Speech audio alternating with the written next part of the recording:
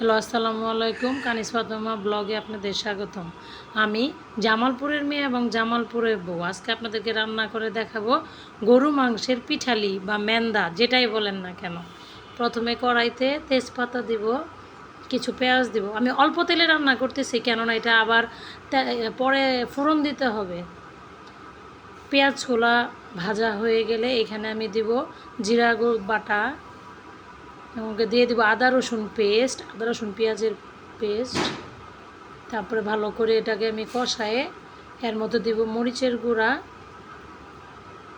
হলুদের গুঁড়া এবং দিব সজের গুঁড়া, দিয়ে ভালো করে কষিয়ে নেব। ভালো করে ভাজা করে যখন তেলটা উপরে চলে আসবে, তখন আমি এখানে দিয়ে দেবো গরুর মাংস। এবং একটু তেলালা চর্বিওয়ালা গরুর মাংস দিলে এটা খেতে একটু বেশি ভালো লাগে।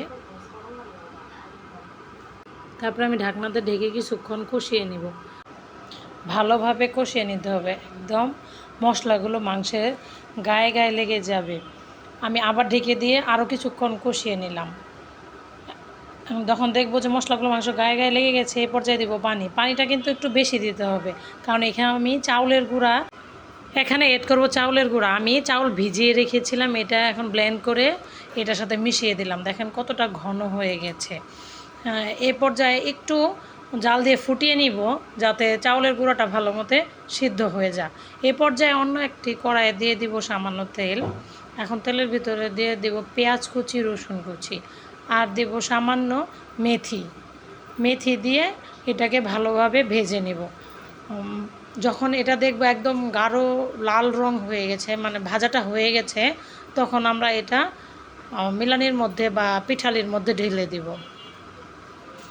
এই তো আমার ভাজা প্রায় একটু লাল হচ্ছে। এ পর্যায়ে এই তো লাল হয়ে গেছে। এ পর্যায়ে আমি পিঠালিতে ঢেলে দিলাম। এভাবে তৈরি হয়ে যাবে পিঠালি। আর এর সাথে যোগ করতে হবে গরম মশলার গুঁড়ো। শেষে একটু ভাজা গরম মশলা গুঁড়ো দিয়ে দিব।